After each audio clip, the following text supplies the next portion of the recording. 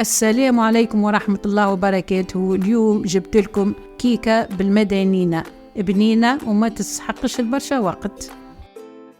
نبدأ ونحطوا 2 كعبات عظم في المكسور، سكر 100 جرام، سكر فاني، قرصة ملح، ونخلطوهم مع بعضهم. بعد ما خلطناهم زدنا الزيت 100 مليلتر، ونزيدوهم 250 مليلتر عصير مدانينة، ونزيدو 300 جرام فرينة للخليط.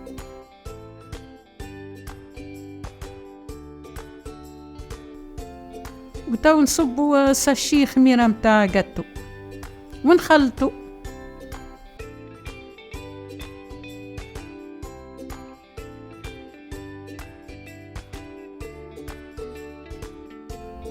وتو بعد ما دهنا البلاتو بالزيت ونصبوا الخليط، وبعد دخلناه للفور على 200 درجة ويقعد ساعة غير ربع.